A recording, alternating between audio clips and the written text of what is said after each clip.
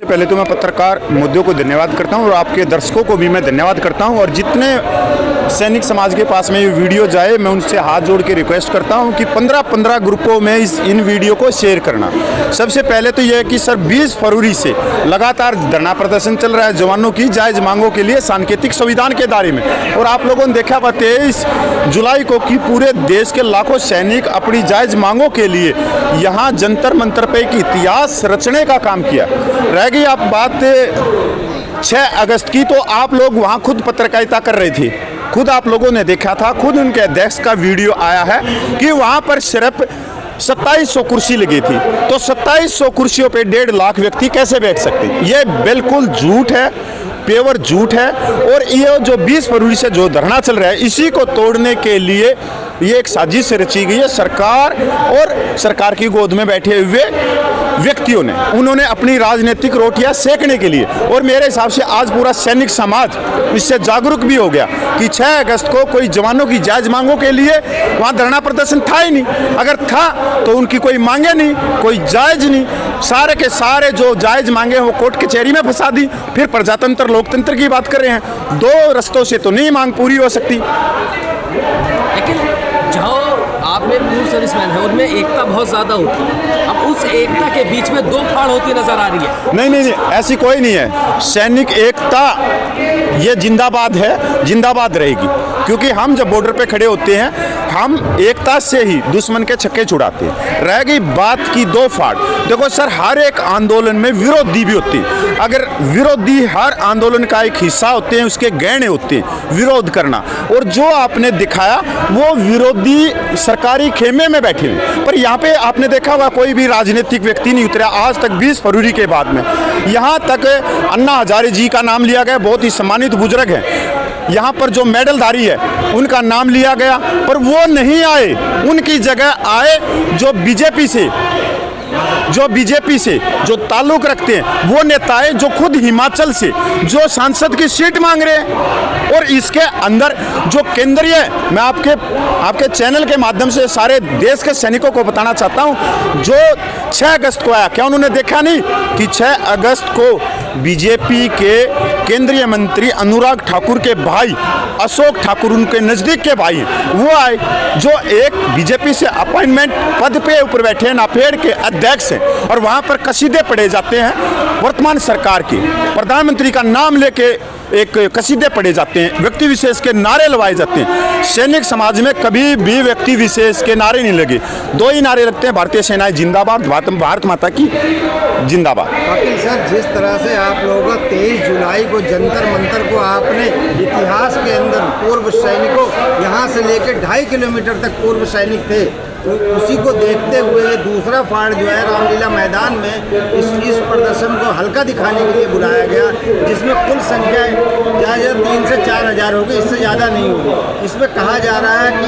इस आंदोलन को इसको रोक करने के लिए इन्होंने पैसा पहले खर्च किया, यहाँ पे एक टेंट लगवाया गया, पहले भी कांग्रेस का उसी दिन का धरना था, उसमें कुछ बीजेपी या हमारे मेजर सतवीर का हाथ 3-3.5 लाख रुपए खर्च होने का इल्ज़ाम लगाया जा रहा है। और यही जो है क्या यही इल्ज़ाम वहाँ लगाया जा रहा है रामलीला मैदान के अंदर कि ये जो है उत्तराखंड के लोग जो बारिश के कारण रोड कट जाने के कारण जो नहीं आ पाए थे, वो बेचारे अपनी जो है क्या नाम पूर्ति करने के लिए उनको अपने पैसे से वहाँ का जो भी क्या नाम दल था उन्होंने अपने पैसे से बुलाया। ऐसा क्या है उसमें सच्चाई? सर इसमें बिल्कुल क्लियर हो गया, इसमें सरकार की सह पे हो गया है सब कुछ।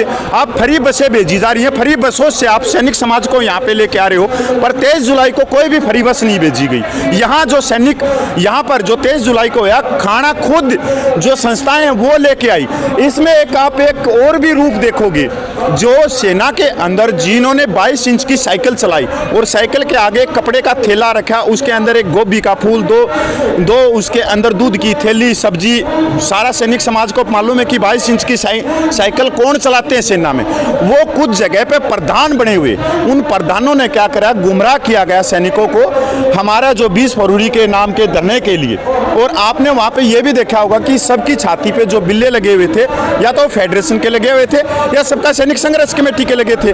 रह गई पूरे देश की बात, आप यकीन मानोगे 90% जो पूर्व सैनिक आए वो उत्तराखंड से आए, और वो इसलिए आए क्योंकि वो 23 जुलाई को दिल्ली में नहीं आ पाए, क्योंकि वहाँ बाढ़ आ गया, स्लाइडिंग हो गया, बरसात आ गई। इसके कारण आप अगर दिल्ली की बात करो तो दिल्ली से खुद ही 150-200 आदमी पूछे हैं, हरियाणा की बात करो तो 200 व्यक्ति पूछे हैं, पंजाब के पूर्व सैनिकों की बात करो तो सिर्फ 25 व्यक्ति पूछे हैं, उत्तर प्रदेश से सिर्फ 10-12 व्यक्ति पूछे हैं, राजस्थान की बात करो तो 70 व्यक्ति पूछे। तो हाँ, उत्तराखंड के पूछे हैं 2000 के करीब, 1.5 या 2000 के करीब उत्तराखंड के गौरव सैनिक पूछे, पर वो उस धरने के लिए नहीं आए, क्योंकि 20 फरवरी का जो धरना प्रदर्शन शुरुआत की गई थी वो की गई थी जंतर मंतर से, और वो की गई थी उत्तराखंड के पूरे सैनिकों की तरफ से। तो ये बहुत बड़ी एक साजिश थी और ये बहुत बड़ा काउंटर था जिसको हमने सफलतापूर्वक पार कर लिया, और अभी सरकार की पाले में गेंद है। लेकिन कपिल साहब, एक बात समझ नहीं आई, दोनों दलों की मांग एक है, दोनों आरोपी के लिए ही लड़ रहे हैं। आप वो आरोपी के लिए लड़ रहे हैं, जो हमने रामलीला मैदान में प्रदर्शन देखा वो भी आरोपी के लिए लड़ रहे हैं, तो दोनों की लड़ाइयाँ अलग तरह से क्यों? इसका एक सिंपल हाँ सवाल है सर। पूरे देश में पहले फैलाया गया कि सम्मानित अन्ना हजारे जी आ रहे हैं, कुछ जो मेडलधारी हैं, जो पूर्व सैनिक वो आ रहे हैं, वो तो आए नहीं, और उनकी जगह कौन आए? बीजेपी के नेता आए, मंच से बोले, कसीदे पढ़े गए, एक व्यक्ति विशेष के नारे लवाए गए। यहाँ पर कोई 1 रैंक 1 पेंशन, मिलिट्री सर्विस पे की, डिसेबिलिटी पेंशन की, परमेश्वर की कोई बात ही नहीं हुई। वहाँ पर हुई कि भाई मेरे को सांसद टिकट मिली, कोई हिमाचल से मांग रहा है, कोई आगरा का रहने वाला है, कोई अपने बिहार से मांग रहा है। ये सिर्फ सांसद टिकट के लिए था, और पिछले 10 सालों में सैनिकों को बड़े लेवल पे चूना लगाया गया कोर्ट कचहरी के नाम से। जब प्रजातंत्र में आप पे पेंशन पॉलिसियों को आप कोर्ट के अंदर चैलेंज कर ही नहीं सकते, अगर करते हो तो पहले से ही जजमेंट आए हुए हैं, वो वहाँ से धड़ाम से गिरते। तो प्रजातंत्र में पॉलिसी चेंज करवाने का एक ही नियम है कि प्रजातंत्र में संख्या बल, जिसके ऊपर कमेटियां बने, कमेटियों की रिपोर्ट सरकार के पास जाए और अप्रूवल करे। और आप लोगों ने वहां का माहौल खुद ही देखा है। आप वहां पर सर एक देखो, एक सैनिक के लिए मैं इसके लिए तो मैं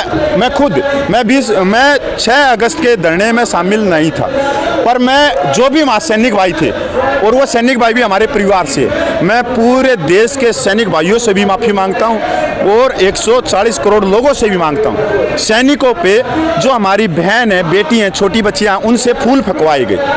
कितना शर्मनाक है ये कि फूल कैसे फकवाए जाते हैं। फूल नहीं फकवाए जाते सैनिकों के ऊपर, और वो भी जब हम नैतिकता से बंधे हुए हैं, इंसानियत से बंधे हुए हैं, मानवता से बंधे हुए हैं, हम बॉर्डर के ऊपर पूरे देश की रक्षा करते हैं, और वो फूल फेंके सर, ये बच्चियाँ फेंकी, मतलब उसके लिए पैसे खर्च किए गए। यहाँ तक अभी मैंने उनका खर्चा का आय का व्यय का मैंने उनकी एक व्हाट्सएप के ऊपर मैंने कागज देखा, उसके अंदर 6700 रुपया मीडिया कर्मचारियों को दिया गया। मतलब मीडिया को खरीद के इस तरह से वीडियो बनाए गए कि यहाँ 1.5 लाख आदमी उतरे, ऐसा था ही नहीं वहाँ पर सिर्फ जो कुर्सी लगी थी वह 2700 कुर्सी लगी थी। यहाँ तक जो आगे डाली हुई थी 250 या 300 कुर्सियाँ, वो पूरे समय खाली रही।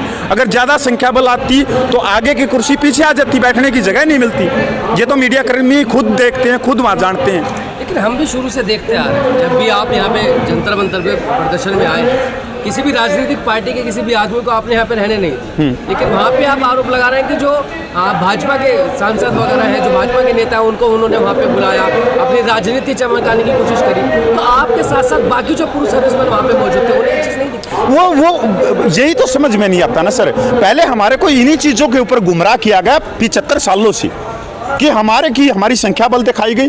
किसी ने कांग्रेस के नेता को बुला लिया, किसी ने बीजेपी के नेता को बुला लिया, वो खुद तो सांसद और राज्यपाल बन के निकल गए और हम वहाँ दरी कुर्सी बिछाते रह गए। कुछ ऐसा ही ये वही फिल्म चल रही है अभी सैनिक समाज में, जो 6 अगस्त को फिल्माई गई है। बस इनके चेहरे बदले, पहले रिटायर्ड ऑफिसर थे, अब की बार रिटायर्ड हमारे सैनिक भाई आगे। पता नहीं, मेरे को तो ये नहीं लग रहा कि ये किसके लिए आंदोलन कर रहे, सिर्फ अपनी राजनीतिक रोटियां सेकने के लिए। ये हमारे को भी मालूम है कि एक दिन के अंदर, एक दिन की रैली के अंदर आपकी जो मांगे हैं वो बहुत बड़ी हैं, पहाड़ के समान है, और एक दिन में आप इस पहाड़ को नहीं खिसका सकते, क्योंकि 3rd पे कमीशन से ये विसंगतियाँ आई हैं जवानों में, और उसको आप एक दिन में नहीं कर सकते।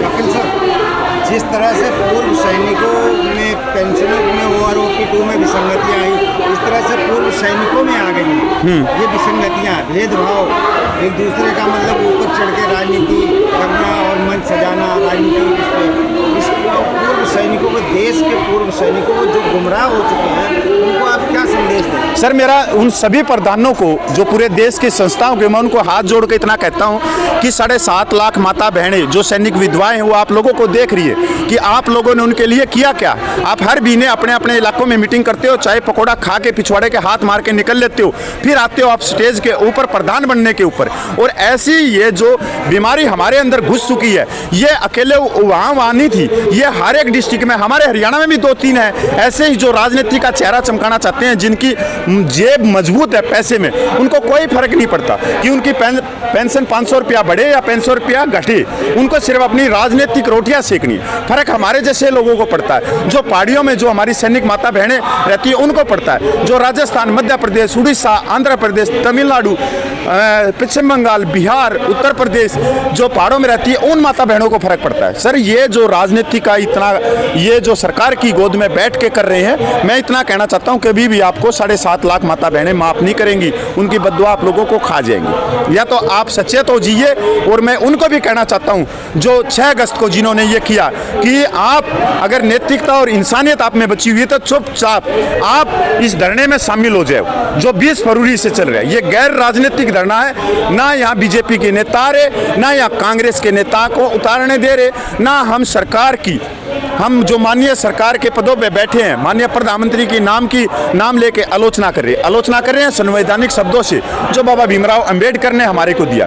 तो मेरे उनसे भी सलाह है, उनसे भी मेरी दरख्वास्त है कि ये राजनीति छोड़ दो, क्योंकि 10 साल में आप लोगों ने सबसे ज़्यादा सैनिकों की मांगों को कुचला। आप सैनिक समाज का जवान जैसियों का नाम लेते यहाँ तक, इस तरह तक अपनी राजनीतिक रोटियां सेकोगे, आज ये पूरे देश में भी चली गई। और मैं सर इतना भी कहना चाहता हूँ कि जो 20 फरवरी से जो धरना चल रहा है, फेडरेशन ऑफ वेटरन एसोसिएशन या सबका सैनिक संघर्ष कमेटी ने बिल्कुल भी 6 अगस्त का विरोध नहीं किया, जिसके कारण पूरे सैनिक समाज के जो सैनिक वहाँ पूछे वो भ्रमित रहे। अब मेरे पास में फ़ोन आ रहा है कि आप लोगों ने क्लियर मैसेज देना था, तो मैं आज आपके चैनल के माध्यम से फेडरेशन से भी मैं प्रार्थना करता हूँ, मैं सबका सैनिक संघर्ष कमेटी पंजाब से भी प्रार्थना करता हूँ कि आप लोगों को जब ऐसी कोई रैली होती है 20 फरवरी के अलावा कोई और धड़ा करता है, तो आपको एक क्लियर मैसेज देना चाहिए जिससे सैनिक समाज गुमराह ना हो। मैंने तो दिए थे सैनिक समाज को, खूब मैसेज दिए कि भैया हमारी रैली नहीं, ये सरकार की सह पे हो रही है, फ्री बसें भेजी जा रही है।